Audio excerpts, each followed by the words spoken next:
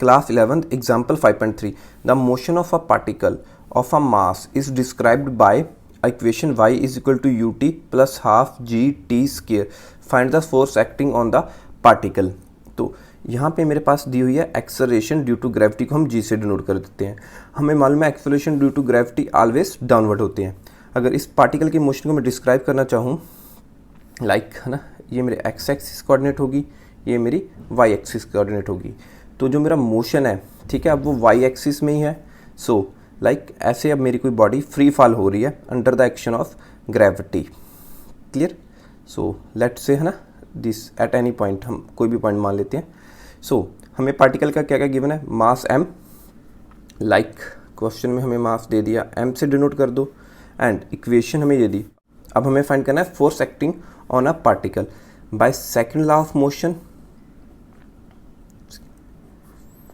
हमें मालूम है कि फोर्स किसकी इक्वल होती है, मास इनटू एक्सेलरेशन के। सो मास को तो हमने m से ही डिनोट करना है। अब मुझे फाइंड करनी पड़ेगी वैल्यू ऑफ एक्सेलरेशन। तो मुझे जो डिस्टेंस मूव्ड हो रहा है इन वाई एक्सिस, वो इक्वेशन दी हुई है।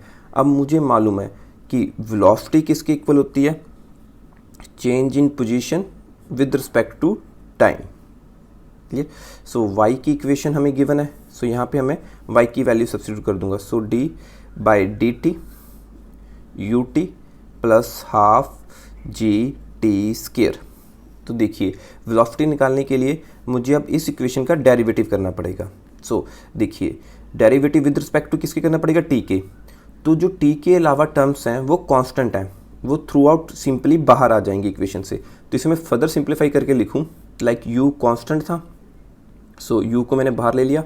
अब d बाई डी टी को t से, so D T upon D T plus, अब जैसे हाफ भी कांस्टेंट है, g भी कांस्टेंट है, तो इसको भी हम बाहर रख लेंगे। So d by D T को अब किससे मल्टीप्लाई करेंगे, d by D T is equal to T square. So आप यहाँ सिंपली देख सकते हैं कि ऊपर भी dt है नीचे भी dt है, तो ये सिंपली कैंसिल होकर 1 आ जाएगा। आप इसे ऐसे याद रख सकते हैं। अब हमें डेरिवेटिव का रूल मालूम है। देखिए डेरिवेटिव का रूल भी देख लेते हैं। अब अगर मैं d बाई डी एक्स करूँ, derivative with respect to x करके समझा रहा हूँ। अगर मेरे पास x की पावर n है तो इसका डेरिवेटिव क्या होता है, जो n है वो आगे आ जाएगा मल्टीप्लाई में, साथ में क्या था x, अब इसकी पावर एकम n माइनस 1। तो ये सिमेट्री हमेशा बना के रखनी है। अब यहाँ पे देखिए मैं derivative with respect to x कर रहा हूँ, तो जिस टर्म का डेरिवेटिव होगा वो भी इन टर्म्स ऑफ x ही चाहिए। सो यहाँ पे t था, ऊपर भी मेरे पास टर्म t में ही है, तो इसे सिंप्लीफाई कर लेते हैं। मान लीजिए मेरे पास क्या था, d by D T of T square, ये फार्मूला 2 आगे आ गया, ठीक है, ये n था। आप कंपेयर करके देख सकते हैं दोनों इक्वेशन से। सो बचा t 2 माइनस 1, 2 माइनस 1 तो 1 ही, तो मेरे पास क्या आ गया 2t। So v is equal to u, 1 से मल्टीप्लाई करेंगे तो 1 ही रहेगा, प्लस हाफ। सो g 2 आगे आ गया, सो 2 बचा क्या मेरे पास t, 2 से 2 कैंसिल, तो मेरे पास वेलोसिटी की वैल्यू आ जाएगी u plus g t. So this is now our velocity. इस वेलोसिटी से मेरा पार्टिकल नीचे गिर रहा है एंड हमें फाइंड करनी थी एक्सेलरेशन। हमें मालूम है एक्सेलरेशन का फार्मूला भी change in velocity with respect to time represents the acceleration. तो सेम वे से u प्लस जी टी। अब एक बात और याद रखिए कि जब भी हम डेरिवेटिव है ना किसी कांस्टेंट का करते हैं तो वो हमेशा ही 0 आएगा, क्योंकि इसमें x वाली टर्म से डेरिवेटिव करना था वो है ही नहीं। तो यहाँ पे भी देखिए अगर मैं इसे लिख दूँ D you by D T, तो यहाँ पे देखिए t वाली टर्म है ही नहीं मेरे पास, तो ये इसका डेरिवेटिव क्या आ जाएगा 0। सो ये इसका डेरिवेटिव बन गया 0 प्लस g कांस्टेंट था तो g बाहर आ गया।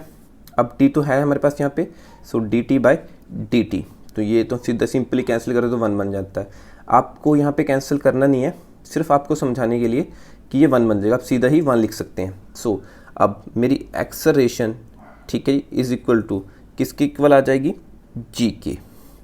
सो दिस इज माई एक्सेलरेशन। तो आप सीधा कंपेयर करके भी कह सकते थे कि सर इस इक्वेशन में मेरी जो a की वैल्यू है वो g की इक्वल है, but this is not right method to get a answers. ठीक है, सो हमने अभी डेरिवेटिव करके एक्सेलरेशन की वैल्यू फाइंड कर ली जो हमें बता रही है g।